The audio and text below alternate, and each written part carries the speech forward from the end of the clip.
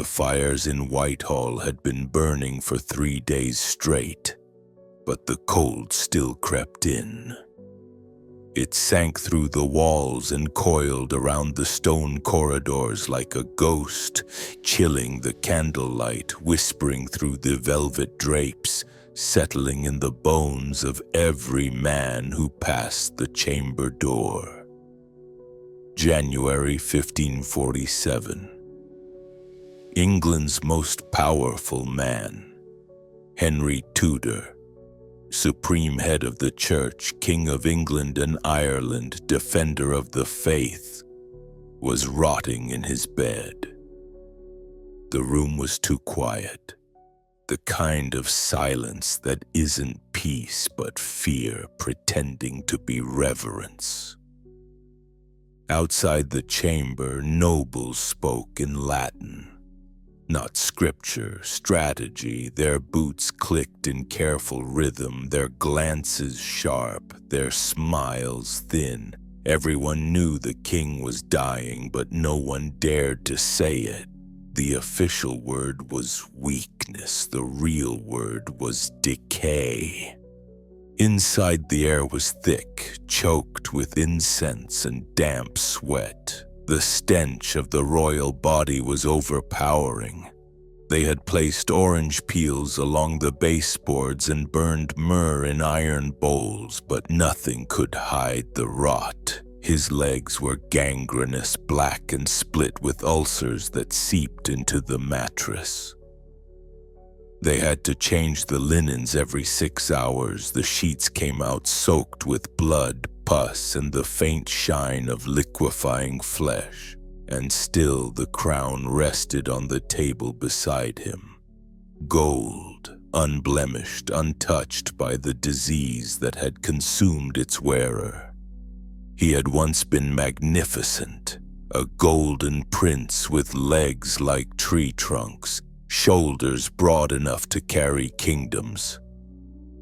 But the man on the bed was a mountain of pain. Swollen, breathless, mouth dry and cracked, his eyes flickering beneath heavy lids. He weighed over 300 pounds. His face had become a mask of meat and swelling. His voice a gurgle that cracked like firewood. Every breath came with a wheeze, like a bellows leaking at the seams. His servants came and went like shadows. They didn't speak. They didn't look too long. Some cried quietly, shamefully, when the smell became too much. But they returned, because to refuse was treason. To acknowledge his dying was treason. Even to mention his will could be taken as sedition. The king was dying, and to speak it aloud was to invite death before him. There was no comfort here, only ritual. Candles lit, psalms murmured, blankets folded and unfolded as if their creases held salvation.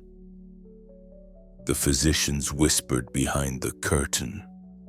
They had nothing left to give but opium and hope. Neither worked, and yet Henry lingered. That was the most terrifying part. This wasn't a quick death. It was a siege. A slow-motion unmaking of a man who had once defied Rome and shattered the world for his desire. The monarch who created his own church now lay helpless beneath its symbols. Crosses, rosaries, icons he had once banned now quietly returned to the room by trembling hands who feared what came next. Even now, no one was sure what to pray for: his death, his survival, or their own protection. The whispers spread like mold across the palace. The council was already meeting in secret. The guards were rotated twice as often. Papers were burned in fireplaces with too much haste. Spies listened at doors, scribes rewrote oaths with blank spaces for the next monarch. The king was not yet dead, but the kingdom was already rearranging itself. And still, behind the heavy wooden door, the king groaned. Sometimes he spoke, not in commands but in broken fragments, old names, forgotten memories.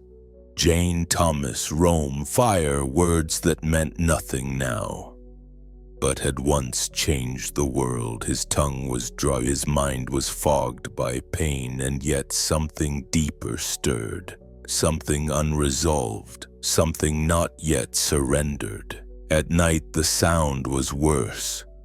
He cried out, sometimes in prayer, sometimes in fear.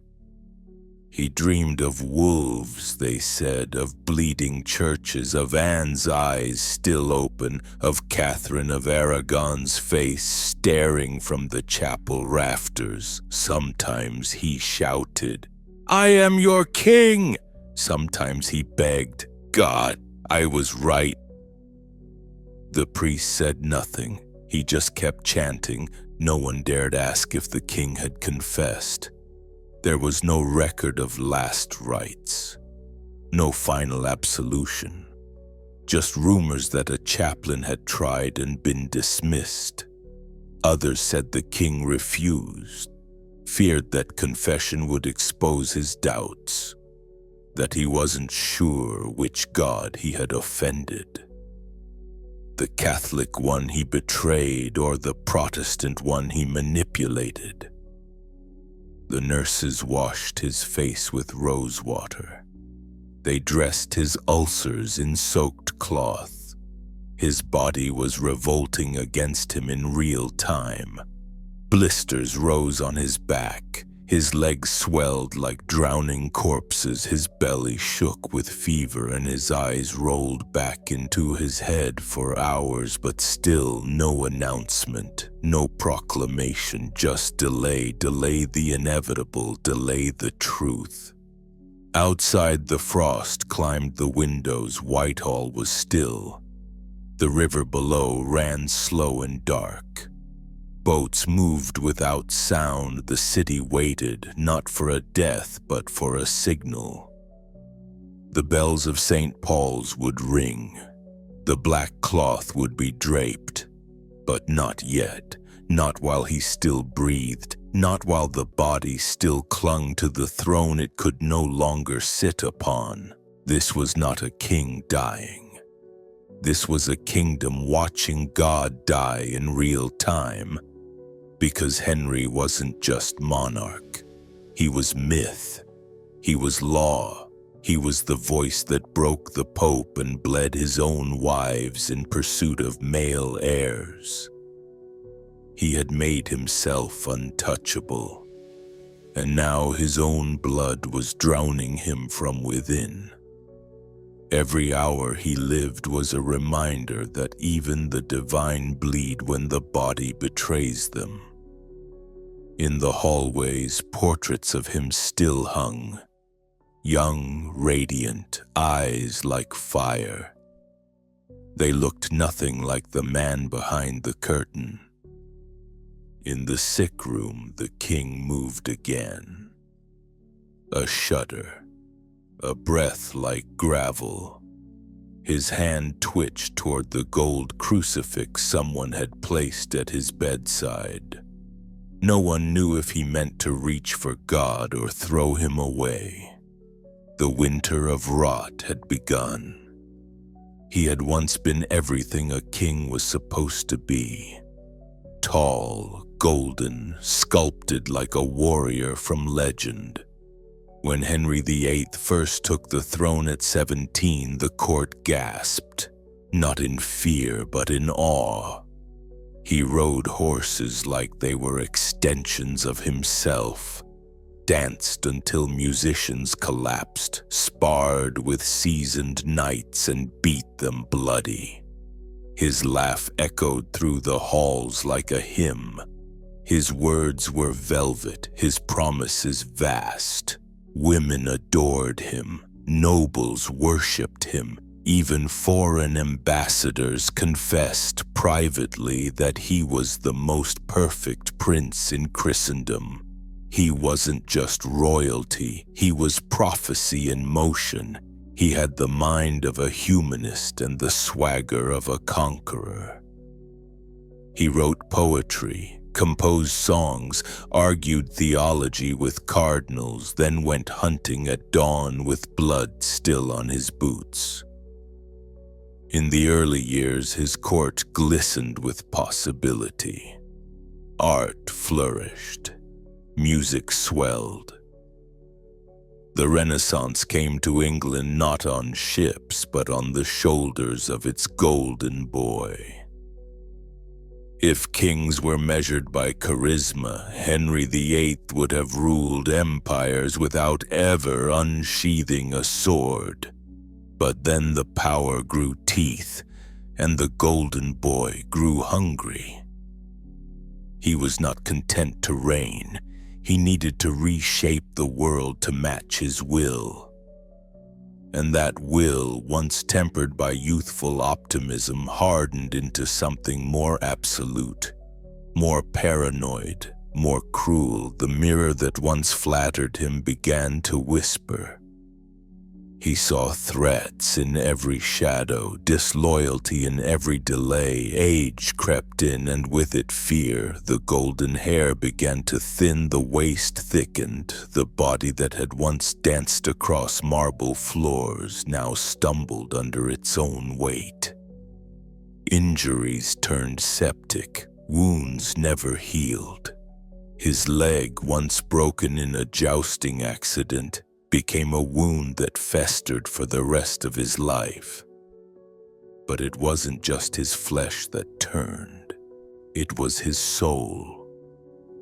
The man who had once composed love songs began composing death warrants.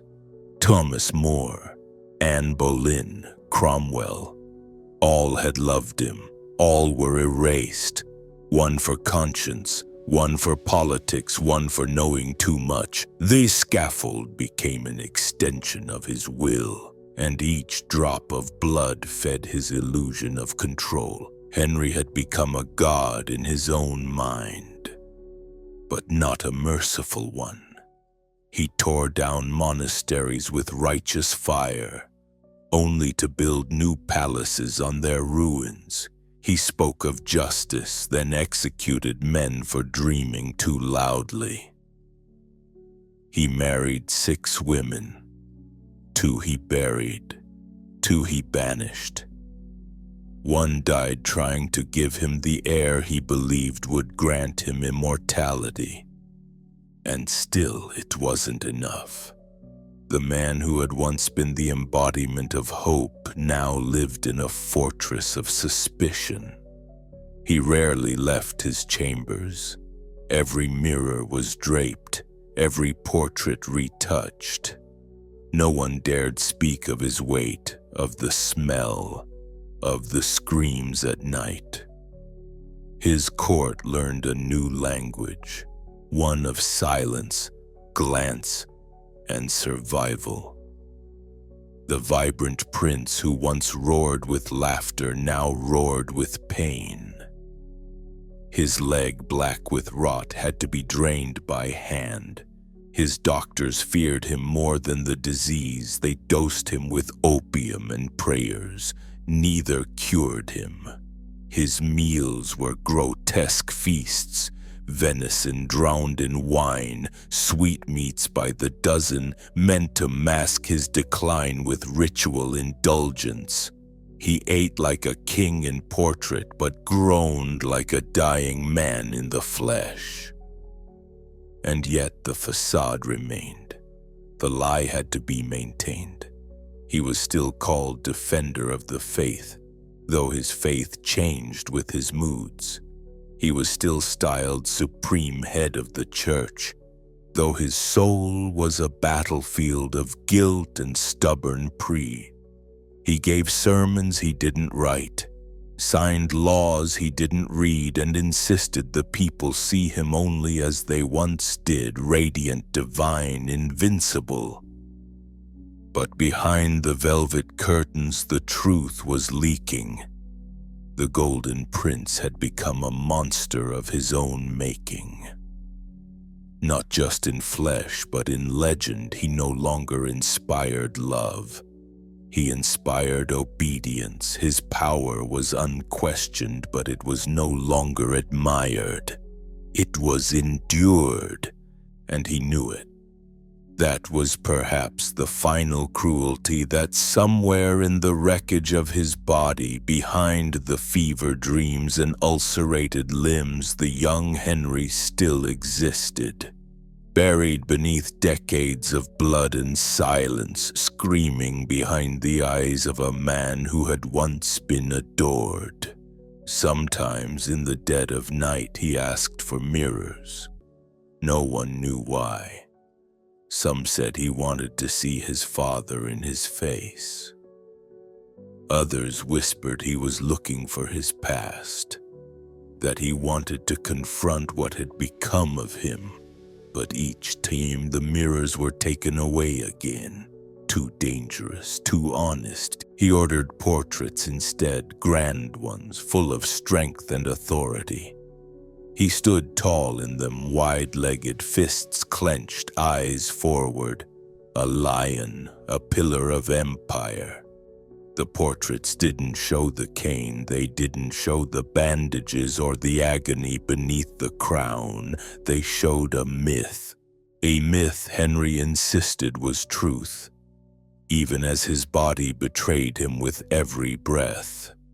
By the final year of his life, he could barely walk. His courtiers had to lift him onto his throne, his words slurred from opiates. His mood swung like a pendulum, blessing one man in the morning, condemning him by nightfall. His court lived in terror of his whims. Ministers plotted in whispers. Wives walked on glass, and through it all, the legend remained on the tapestries and coinage. The Golden Prince. But in the sick room, the truth festered. The man who had once broken kingdoms now struggled to sit upright. The lion had lost his roar. The god had become flesh, and the flesh was dying. The transformation was complete. The most perfect prince in Christendom had become the most monstrous king in memory. Not because he was born cruel, but because power unchecked had peeled away everything human until only fear remained. And still he ruled. Still he lingered.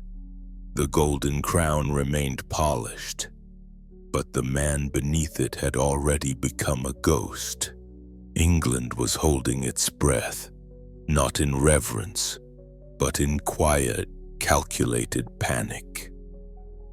The king's body was collapsing, but his authority, like a cathedral struck by lightning, still stood in trembling fragments. No one dared touch it. Not yet. But every man with ambition had his hands folded behind his back, ready to grab what fell first. The court had become a theater of stillness. Ministers shuffled with unnatural calm, faces trained into masks of dutiful serenity, but their eyes betrayed the truth. Henry was dying, and the throne was a chessboard with no king. And yet to move too soon was death, treason. To hesitate was ruin. The silence was not peace, it was pressure. Every corridor at Whitehall hummed with tension. The Privy Council, once a circle of obedience, had fractured into factions. Each man claimed to serve the king's will, even as they plotted against the others. Edward Seymour, brother to Jane and uncle to the boy heir. moved like a shadow through the palace. Quiet, efficient, deadly. Archbishop Cranmer whispered with reformers in cloisters while conservatives still clung to hope that a Catholic revival might emerge from Henry's final breath. And behind them all, the Queen, Catherine Parr, watched, knowing full well that the title's survivor did not guarantee safety. Beyond the walls, the common folk murmured their own predictions. Some prayed for deliverance, others feared chaos. All sensed that something vast was about to break. The market slowed, ships hesitated to dock, messengers moved at night, rumors multiplied like flies, and beyond England the vultures circled. France had spies in the palace. So did Spain. The Holy Roman Empire waited like a beast behind a curtain, watching to see if the child prince, Edward, would take the crown, or if England would fall into another war of succession. No one trusted the will, because no one trusted the man who wrote it. Henry had changed it more than once. Some said the ink was still wet. There was no clear line of loyalty anymore. Every noble had their own prophecy, every bishop their own secret prayer. The Tudors had built an empire on charisma and blood. Now the blood was seeping through the floorboards, and still, the official word was silence. No proclamation. No preparation, no acknowledgement of the rot that had set in, not just in the king's legs, but in the kingdom itself. Foreign ambassadors sent frantic letters back home. The king has not been seen in days. A foul odor lingers in the palace. The council meets without him. His son is but a boy. Who will rule in his stead? Across the channel, Henry's enemies read these dispatches with interest and no small amount of hunger. The balance of power in Europe had long depended on England's unpredictability. Henry had played pope and emperor against each other like chess pieces. But what happened when the player collapsed? The court jesters had stopped performing. The music had dulled. Banquets continued, but they were half-hearted. Plates returned barely touched. Goblets of wine went warm in trembling hands. Even the dogs in the palace grew restless, pacing and growling at corners where no one stood. Because the king was not merely a man, he was the fuse holding the powder keg together. His son Edward was 9, a pale boy with sharp eyes and fragile lungs. No one believed he could command loyalty on his own. If the regents fought over him, the country would fracture. And Henry had made many enemies. Even in death, his decisions haunted the realm. Monasteries had been looted, nobles enriched, lands redistributed, and old powers humiliated. There were scores to settle, old oaths to test. It was only a matter of time before one noble dared to reach for more than what was offered. And still the king lingered.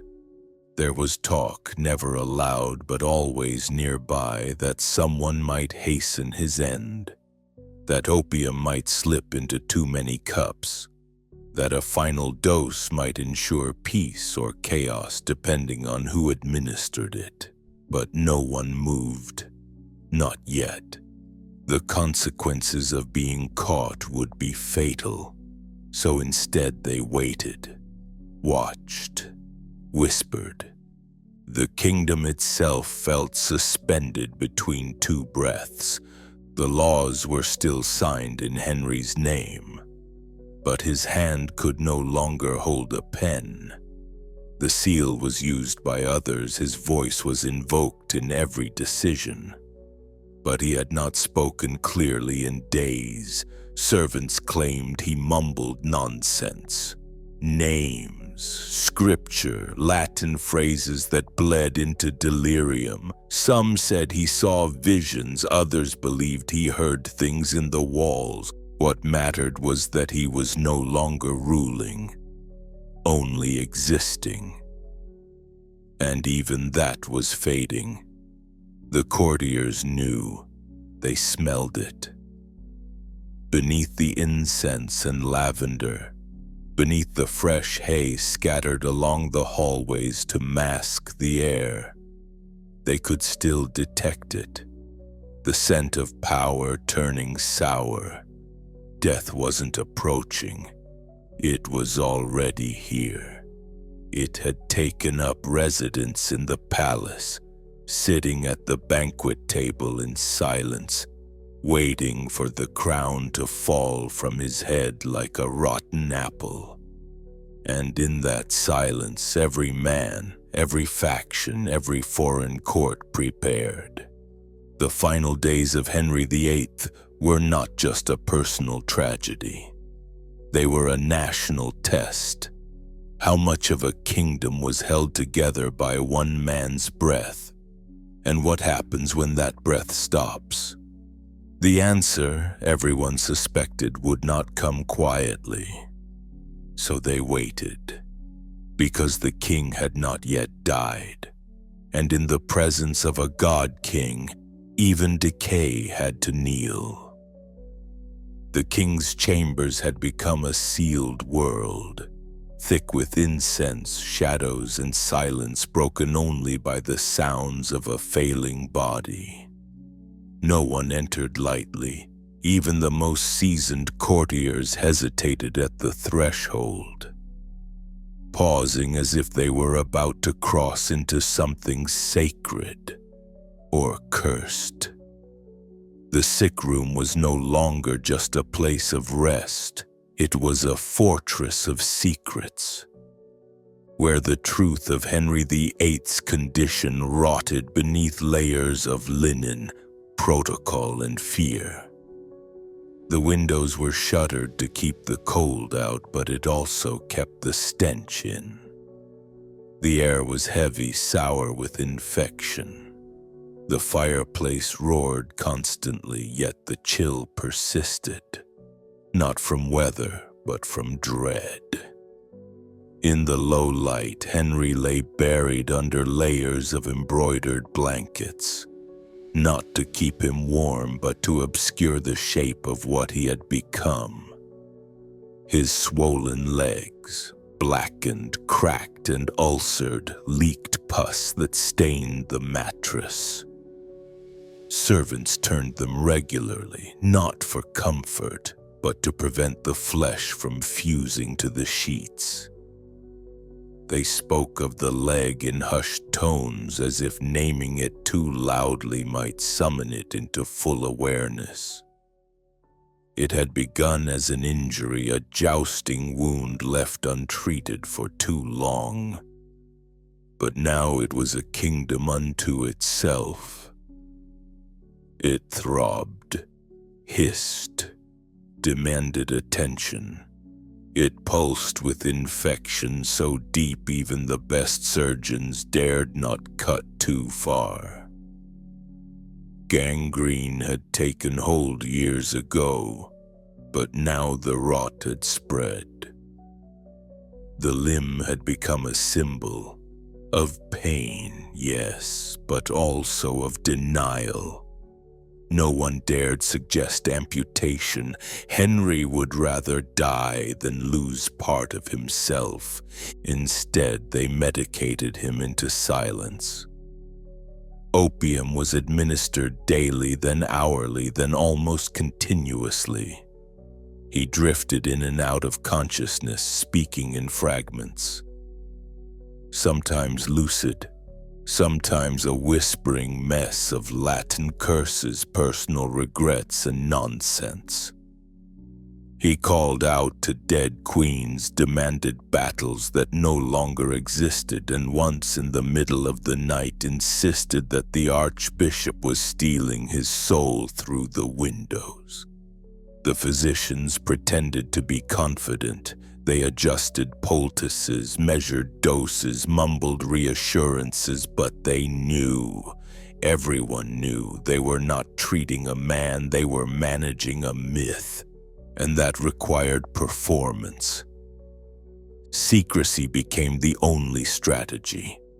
No accurate accounts of his health were allowed to leave the palace. Reports to ambassadors were filtered. Only the most trusted servants were allowed near the sickbed. Messages were passed through layers of intermediaries. If someone asked too many questions, they were dismissed. If someone whispered too loudly, they disappeared. The king's body had become a matter of national security. He was no longer seen in public. His image, once so carefully curated, was now protected like a relic. No paintings were commissioned, no visitors admitted without approval from at least 2 council members. The guards at his door were rotated with precision. Their loyalty was tested in subtle, often cruel ways. They were made to swear oaths to a man most of them had not actually seen in weeks. Even his meals were a performance. Lavish trays were prepared, roast meats, sugared fruits, golden goblets of claret. They were brought to the chamber, displayed, and then quietly taken away. In truth, Henry could barely swallow broth. The opium dulled his hunger, and the infection made digestion a torture. But the ritual had to continue. The illusion of appetite was a political act. Within the sick room, time moved strangely. Hours passed like fog. Day and night blurred. The candles never went out. Voices never rose above a whisper. The king slept more often than he woke. And when he did, he often did not know where he was. One day he spoke as if he were still married to Anne Boleyn. Another he asked for Catherine of Aragon. His mind drifted through the wreckage of his own past, skipping over the present like a stone over water. There were attempts, half-hearted, desperate, to rally him. One doctor suggested he be moved to the river to breathe in fresh air. Another offered a rare spice from the East, claiming it might stimulate recovery. A third insisted the leg should be drained twice a day, though the agony it caused made the king howl like an animal. Nothing worked. Nothing soothed. Nothing reversed the rot, and still no one used the word dying. Even the priests spoke in riddles. They offered blessings instead of last rites. Prayers instead of confessions. They read from scripture without mentioning the grave. The king had not asked for a final absolution. Perhaps he believed it unnecessary. Or perhaps deep down he feared the moment it was spoken would be the moment death claimed him. In the absence of clarity, ambiguity reigned, and through it all, the council watched. Not from the bedside, but from the corners of the court. They sent messengers. They studied reports. They interpreted groans like oracles. Every twitch of the king's hand was weighed against the will of succession. Every delay in his decline was seen as both blessing and curse. If he lived another week, there was time to plan. If he died tonight, the house of cards would crash before dawn. Some began writing new drafts of his will, quietly, secretly. Others forged signatures. Some prepared for the announcement. Some prayed it would never come. All knew that once Henry died, the mask would fall. The power vacuum would suck in everyone unprepared, and the king, in his misery, still held that power simply by remaining alive. So the chamber was sealed, not just to preserve his dignity, but to contain the truth.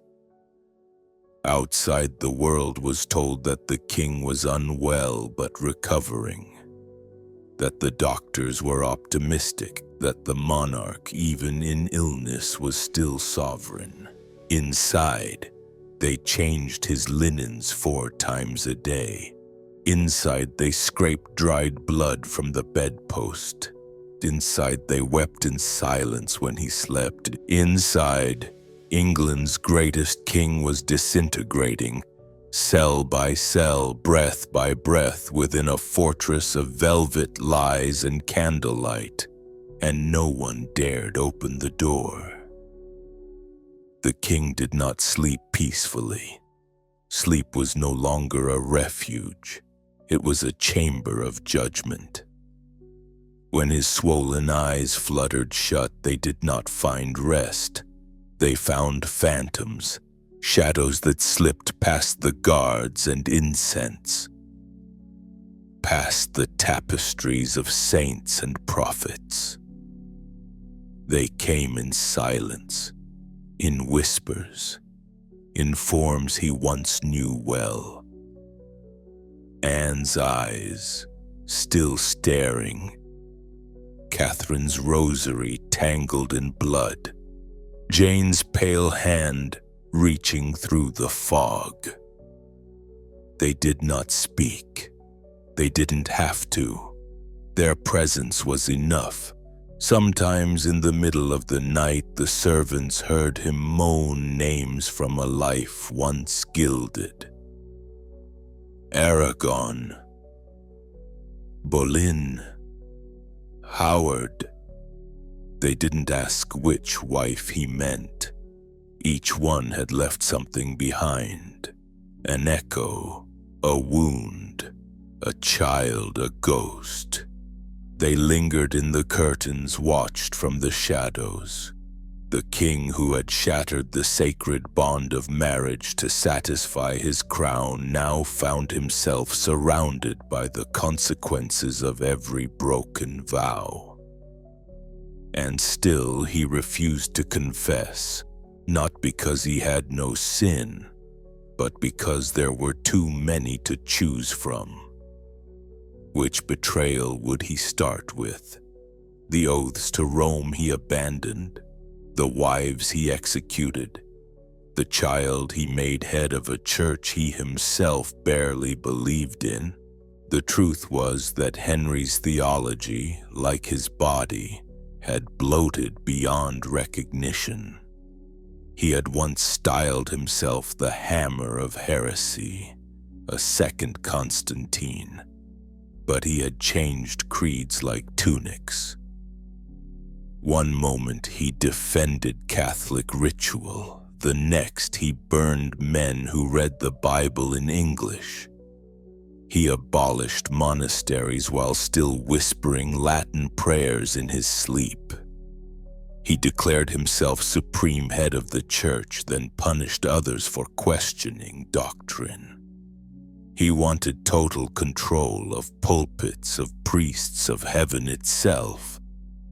But now, bedridden and drifting, that control was gone. And his soul, for the first time in decades, was alone with itself.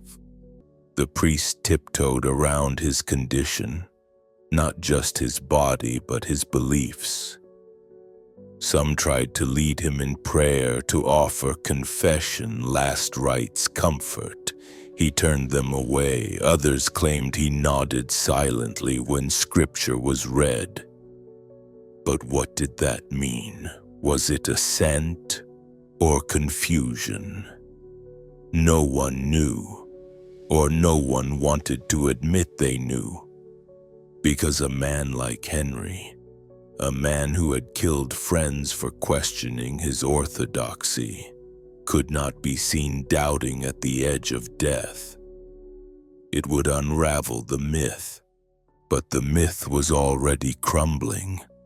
There were nights when he screamed, not in pain but in terror, guttural, wordless sounds that pierced through velvet walls and froze the blood of guards on duty.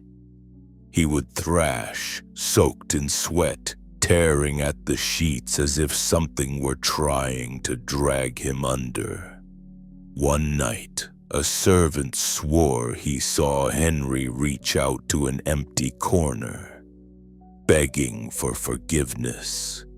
Another claimed he heard him speak to Anne, apologizing, sobbing like a child. They weren't just dreams, they were reckonings. Henry had carried his sins like trophies for years, too powerful to be questioned, too proud to repent. But now his flesh betrayed him, and there was nothing left to conquer.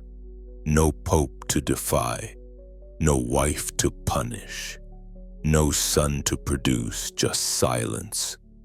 And within that silence the memories returned, blood-stained, unsentimental, and without mercy. Did he regret? It depends who you ask. Some said he clung to power until the very end, unmoved by guilt, convinced of his own divine right.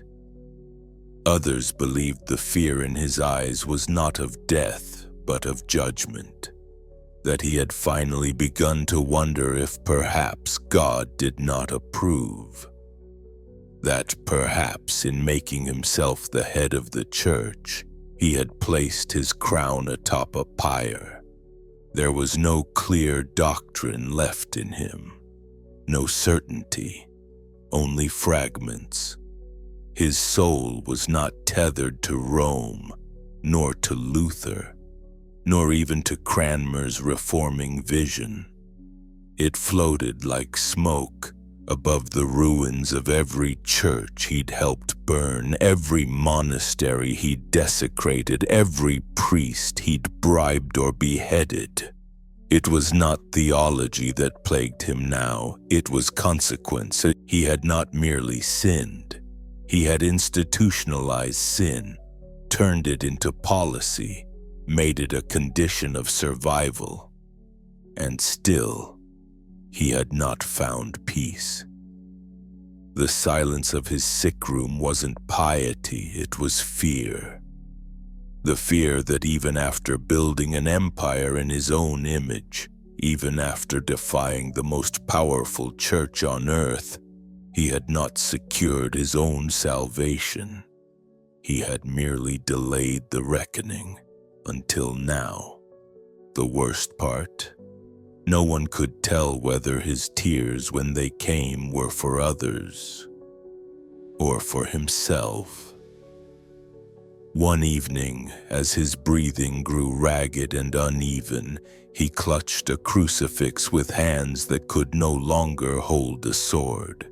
His lips moved, but the words were lost. The priest leaned in, hoping for confession, hoping for clarity, but the king said only one thing.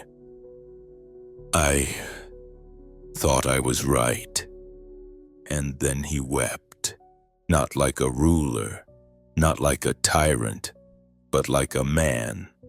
The sins he tried to bury had returned, not to accuse, but to remind him. Every execution, every annulment, every betrayal carried a name, a face, a voice. They spoke to him now, not in anger, but in certainty. Because guilt doesn't need to scream, It only needs to show you what you've done. The king who once silenced nations could no longer silence himself, and in that sick room, with the fires dimming and the air thick with decay, he came face to face with the one thing he could never behead, imprison, or control: his own soul. The king was still alive, but in the halls beyond his chamber, the knives had already been drawn, silent, ceremonial, precise. This was not the chaos of rebellion or the noise of civil war. This was a coup by candlelight, the kind that moved without sound, where the blade cut not through flesh but paper, oaths, and allegiances. Henry's breath was slow, heavy, labored, but every wheeze was timed by the ticking of the Privy Council. Every twitch of his hand registered in the eyes of ambitious men who knew that the end of one reign is always the beginning of someone else's. And they were no longer waiting for his command. They were waiting for the last obstacle to vanish. The council chamber had changed. Once a place of obedience, it had become a battlefield of politeness. Eyes met but did not linger. Hands touched daggers beneath silk. Words were chosen like chess moves, each loaded, each premeditated. No one said what they meant.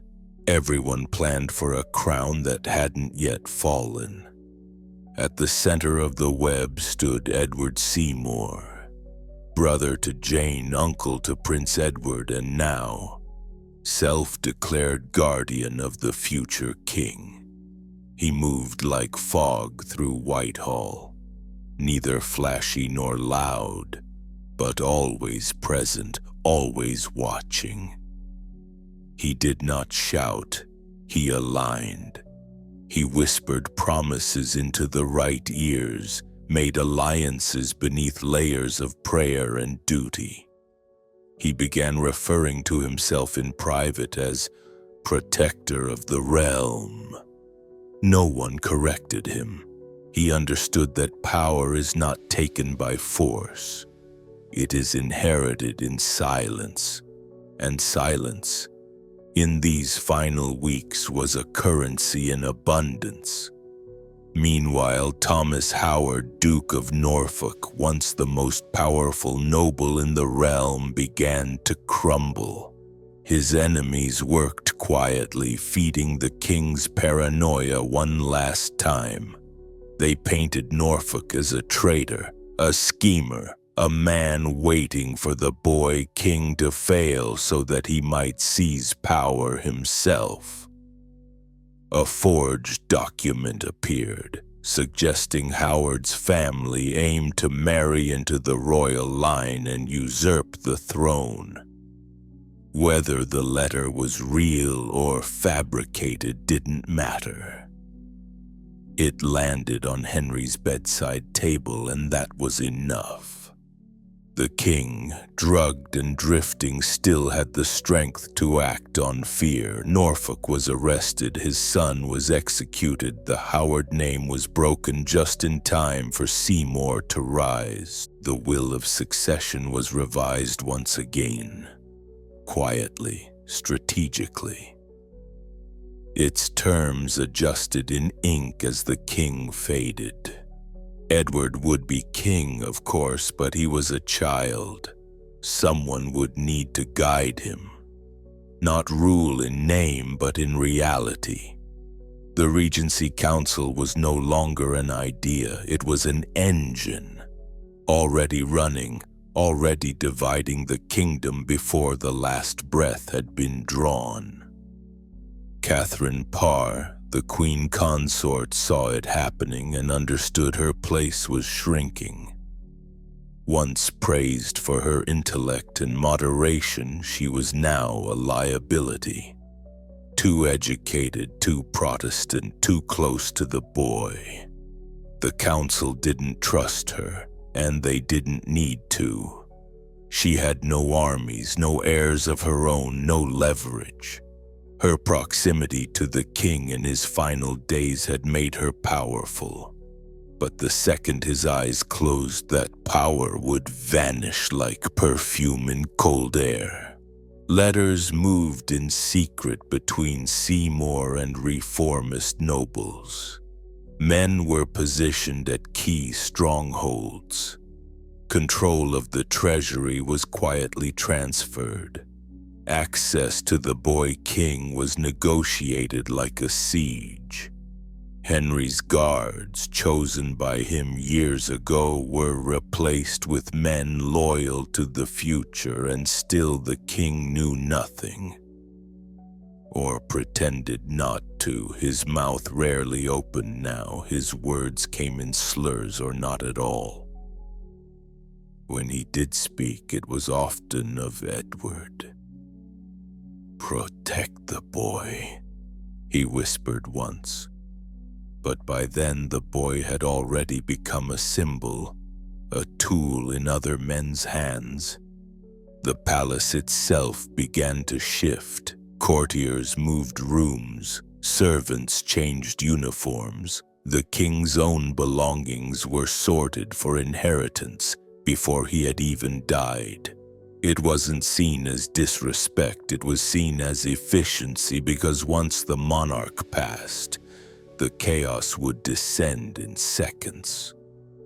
Every noble, every faction, every country would move like lightning.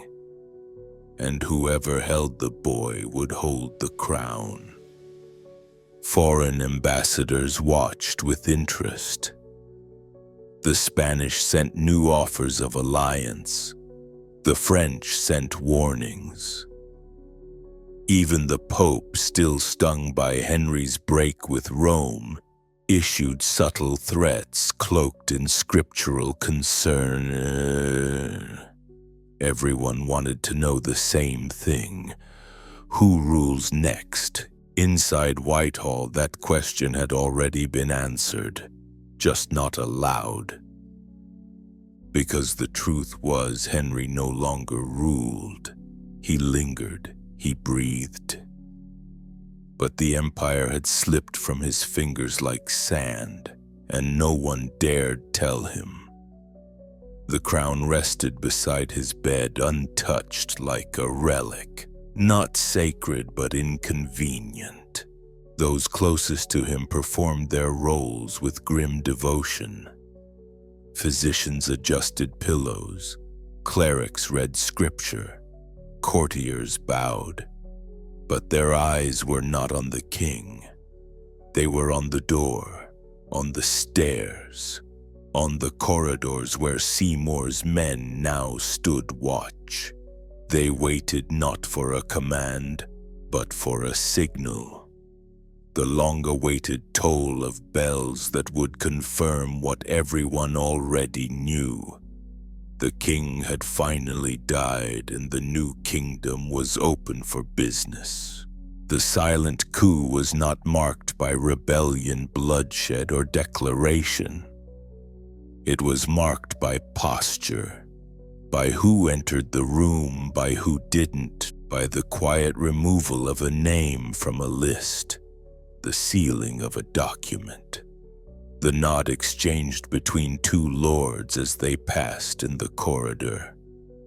Henry still lay in bed, drowning in fever and rot, but his crown was already moving, not toward his head but toward the hands of those who had waited, plotted, and whispered. It would not rest on Edward's brow alone. It would pass through Seymour's fingers first. Death came not with trumpets but with silence. No final declaration, no thunderous breath, just a stillness that settled over the room like a velvet shroud. At last, on the night of January 28, 1547, the King of England ceased to be. His body, long a battlefield of agony, ulcers, and rotting flesh, had finally surrendered. But the man had not been alone. Dozens were in the room, clerics, counselors, servants, physicians, and yet not one dared say the words aloud. They waited. Only when the last wheeze failed to return, only when the pulse was no longer felt beneath the swelling and the sweat, did the ritual begin. Not for mourning, not for tribute, but for containment. Because Henry VIII was dead and now he was dangerous. The room was locked. His death was a secret to be managed, not a truth to be spoken. Outside, the kingdom still believed its king ruled from his chambers. Inside, a team of surgeons and embalmers gathered quickly, bearing linens, resin, herbs, and silence. There was no time for grief. The corpse was already turning. The process began with holy oil, not for blessing, but for masking. The body was vast, swollen with infection and soaked in its own liquefied flesh. When they removed the robes, the smell hit like a wall. Even the most experienced among them gagged. The leg, that infamous wound, had split open in death. Fluid spilled across the marble tiles. Some whispered it was penance. Others whispered it was proof. They washed him in vinegar and wine.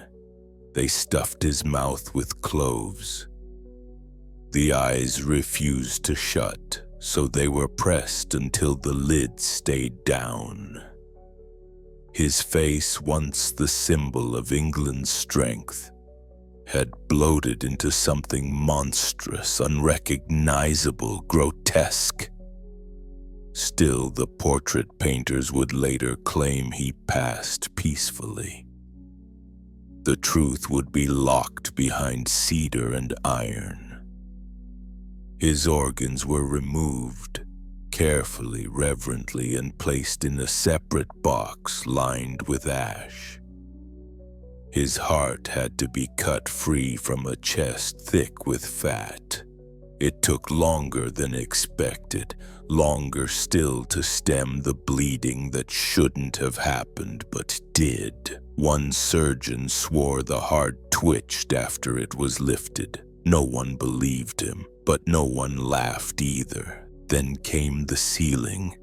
The body was packed with herbs, rosemary, myrrh, cinnamon, then wrapped in layers of waxed linen. Not to preserve, but to delay. Delay the inevitable rot. Delay the moment when the lie could no longer be held together. Because even kings decompose, even gods must be hidden when they break. They placed him in a lead-lined coffin, heavy, gilded, lined with velvet that would soon be soaked. It took 12 men to lift it, and still it groaned under the weight. When they lowered the lid, the sound echoed like a verdict. The room stood silent. Then quietly they opened the windows, not for air, but to release the soul. The announcement came 2 days later. The bells of London tolled. Black cloth hung from churches. Nobles changed into mourning attire. Proclamations were read in markets and towns. The king is dead. Long live the king. But they did not mention how he died. They did not describe the smell, the leaking, the panic. They spoke of glory, of legacy, of a reign defined by strength. But the body told another story. As the coffin was moved to Windsor, it began to leak. The embalmers had done their best, but time is a god that obeys no crown. Along the journey in the chill of February, the carriage stopped overnight at Sion Abbey. In the morning, the odor was unbearable. Blood had pooled beneath the coffin. The joints had split. The lead buckled from within. One chronicler recorded that the dogs licked the remains from the floor. The clergy called it blasphemy. The court said nothing. But the servants remembered. They remembered how the final ritual failed. In Windsor, the chapel had been prepared. Tapestries hung. Psalms echoed through the rafters. The coffin was carried in under torchlight and laid upon a raised bier where the people might pass and bow. But no one lingered. The air around it was thick, sweet, and wrong. A priest fainted during Mass. Another wept through the liturgy, not for grief, but for fear. The funeral sermon was delivered by Bishop Gardner. He spoke of Henry's greatness, of his defense of the faith, of the enemies he vanquished, of the son he left behind. He did not speak of the wives or the excommunications or the flames. He did not mention the church the king had built for his own convenience or the blood that had stained it since. The wax effigy of Henry was placed beside the coffin. It was tall, radiant, youthful. It looked nothing like the man who now lay beneath the floor. But it was this figure the people were told to remember. The golden prince, the lion, the warrior king. The effigy smiled, the corpse did not. There was no public viewing. The coffin was lowered into the crypt beside Jane Seymour, the only wife he claimed to have loved, the only one who gave him a son. Whether she would have wanted that is another question no one asked. And when the stone was set, when the torches were doused, when the heavy doors were sealed, the body of Henry VIII was left alone in the dark. What remained was not a king, not a god, but a shell, swollen, split, and wrapped in royal linen. A corpse fit for a king, perhaps, but still a corpse. The man was dead, but the image had only begun to live. Before the final echoes of the funeral psalms had faded, the machinery of myth was already turning. Henry VIII, bloated and broken in the crypt beneath Windsor, would not be remembered for the stench, the wounds, the burst coffin. No, that story would be buried with the body. What emerged above ground was a masterpiece of propaganda. A king eternal, unyielding, godlike. Painters were summoned, not to record the corpse, but to reimagine the man. The portraits that soon adorned cathedrals and courtrooms bore no resemblance to the figure that had died. There were no shadows under the eyes, no hint of ulcered legs or twisted flesh. Instead, Henry appeared massive, poised, hand on hilt, gaze unflinching. His chest broad as an oak door, his stance immovable. Here stood not a dying man, but a titan. Hans Holbein's iconic portrait, already decades old, was copied and recirculated. It became the blueprint for royal masculinity. Every brushstroke was a revision, every curve of the jaw a denial. The people didn't just accept the image, they needed it. England, fragile in the hands of a child king, needed to believe the throne had been occupied by a god. It gave them confidence, order, identity. And so the paintings were placed where truths could not reach. In London, a wax effigy of Henry was paraded through the streets. Mounted on a horse, cloaked in crimson, his face composed into serene authority, it was grotesque in its perfection. The common folk bowed before it, cheered it, threw flowers at its feet. No one whispered about the corpse that leaked in the coffin. They celebrated the illusion, because it was easier than the truth. Chroniclers were commissioned to begin the official histories. They wrote of Henry the Builder, the reformer, the defender of the realm. His wars were presented as necessary, his executions regrettable but righteous. His wives became footnotes, symbols, not victims. Anne Boleyn was rewritten as a seductress who threatened stability.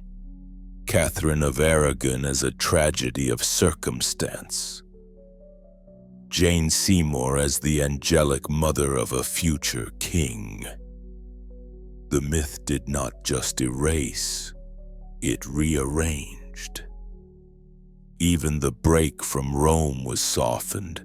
What had been a brutal dismantling of the old order was rebranded as divine providence. God, they claimed, had anointed Henry to lead the English church. The monasteries were not pillaged. They were reformed. The heretics were not burned. They were cleansed. The king had not ruled through fear, but through wisdom.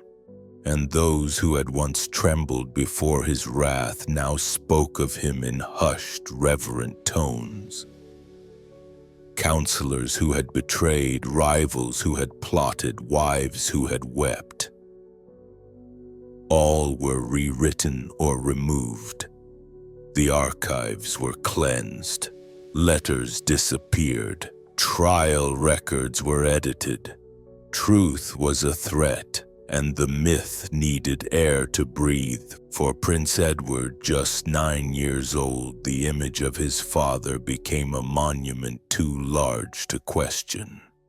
He was taught not about the man, but the myth. And so were the people. Schools carried portraits of the smiling warrior. Churches invoked his name with pride. Sermons declared his soul at rest in eternal glory. No one asked if he had been given last rites. In Europe, ambassadors adjusted their language. The Spanish called him formidable, the French unyielding. Even the Pope, long his enemy, offered a prayer. It was political theater, of course. But behind closed doors, even his foes admitted the myth had outlived the man. England had not crumbled, it had simply changed masks. And what of the truth? It lingered, beneath floorboards, in personal diaries, in the whispers of servants. A few wrote what they had seen, the ulcers, the screams, the final days of horror. But those writings were suppressed, lost, or ignored. The king had been remade by art, not memory. And art is a weapon far more enduring than blood. The myth was powerful because it was useful. Henry VIII had become a symbol, not of decay, but of control, of centralized power, of royal absolutism wrapped in charisma. For generations to follow, monarchs would point to his image and declare continuity. Nobles would cite his strength as precedent. The church would claim his reforms as foundations. Even now, centuries later, the myth persists. We remember the king who married 6 times, who defied the pope, who split a continent in half. We remember the shape of his body, the tilt of his beard, the defiant pose. We forget the pain, the rot, the long, slow disintegration. We forget the reality because it makes us uncomfortable, because it reminds us that kings are mortal, that power decays, that all thrones are built on soft, fragile flesh. The myth is cleaner, simpler, safer. So the lie became the legacy, and the body still buried beneath the stone in Windsor continued to decompose in silence, while above, the image remained. Sharp, strong, unquestioned. Beneath the carved stone of St. George's Chapel, beneath the heraldic banners and gilded ceilings, lies the silence that no crown can escape. The body that once commanded armies, shattered empires, and split a church is dust now. No pulse, no power, only bone rot and the weight of memory. Henry VIII, the man who declared himself supreme head of the Church of England, died not as a god, not as a savior, but as a man whose own flesh betrayed him. And for all the spectacle, all the rewriting, all the portraits and processions, there is no cure for mortality. His legacy, like his body, is stitched together from fragments. Some remember a hero, strong, brilliant, ruthless for the sake of unity. Others remember a tyrant, petty, paranoid, addicted to control. Both are true, both are incomplete, because in the end, the one thing Henry could not command was how he would be remembered. History has no loyalty. It forgets what doesn't serve. It sharpens what it needs. What remains is contradiction. A king who championed religious reform but burned men for reading scripture. A monarch who executed his wives, then called himself a defender of virtue. A sovereign who reshaped England but left it to a child too young to rule. He built monuments, passed laws, tore down abbeys, but he could not escape what waited behind every closed door of his palace, his own reflection, fading, sagging, dimming, the God-King with trembling hands. He ruled through fear. His court bowed not out of love, but out of terror. His ministers smiled with clenched jaws. His friends disappeared. His people cheered because they were told to. And when death came, it came like everything else in his reign, covered in ritual, cloaked in silence, managed by others. Not even death was allowed to speak freely. The man who had once been a golden prince died surrounded by incense and shadows, drifting in and out of opium dreams, whispering fragments to ghosts. Not a single hand held his in final comfort. Not a single tear was shed by someone who dared be near. Even his confession, if there was one, is lost to secrecy. His soul, once declared master of England, left his body without a witness. And the great irony, all the power, all the titles, all the executions and gold and armor, none of it protected him.